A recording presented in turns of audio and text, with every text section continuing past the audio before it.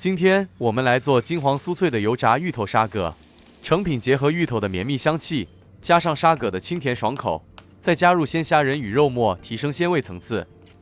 經過中小火炸熟，再高溫復炸，外層香脆不油膩，內裡鬆軟鮮香，每一口都帶有濃郁家鄉風味。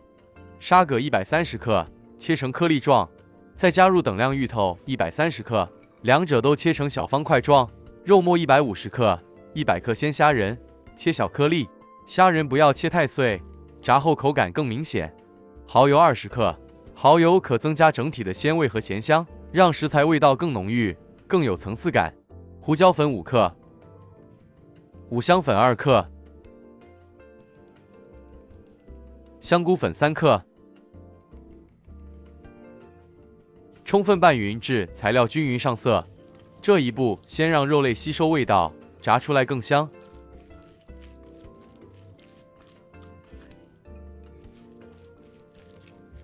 接着分次加入粉料，麵粉100克，分2至3次加入，邊加邊拌。加麵粉的作用是讓材料更容易成型，並在油炸時形成外層結構，使成品更穩定，不易散開，同時增加外皮的酥脆感。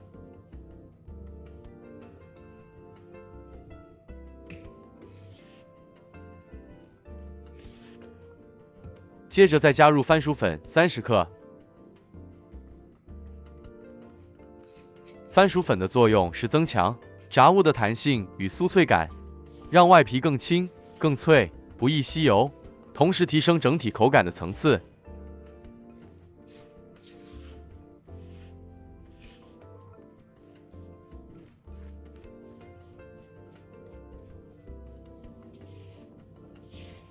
拌匀至无干粉狀態後，如果抓成團後太鬆散，這就需要加點清水，慢慢拌入。就這裡加入約50毫升，繼續混合至微濕潤，可以輕輕捏成團，但不要太濕，因為沙葛還會排出少量的水。沙葛本身含水量較高，排水的作用是減少多餘水分，避免拌料過濕導致難成型。下鍋易散，同時讓成品更酥脆，不油膩。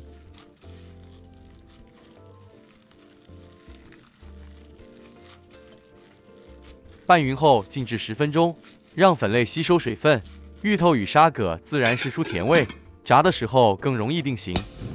中火熱一鍋油，油熱至約160攝氏度左右，將靜置了10分鐘後的食材拌一拌。最後才加入芹菜精碎，輕輕拌匀。芹菜最後才加入，這可保持香氣與翠綠色。拌匀後，用手抓起一把材料，從拇指與食指之間擠出圓球，用湯匙刮下，放入油鍋，這樣大小會比較均勻。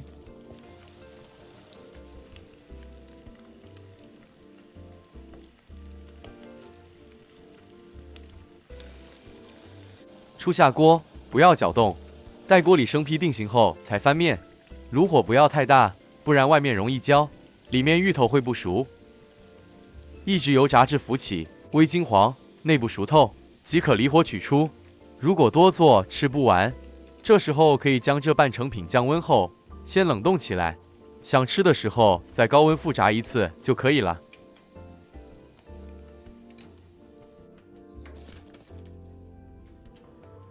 提高油溫至180攝氏度左右，復炸約30秒到1分鐘，復炸至金黃色，表面酥脆，即可撈起。如果覺得成品不夠酥脆，那是油溫不足或沒有復炸的關係，所以第2次高溫復炸很關鍵。這油炸後的芋頭沙葛，外酥內軟，鮮甜鹹香交織，真叫人一口一個停不下來。剛炸好的最好吃，放久了外皮會稍微回軟，所以趁熱吃最有滿足感。若搭配辣椒醬或甜辣醬，會把味道再拉高一個層次，越吃越上癮。大家一定要試試。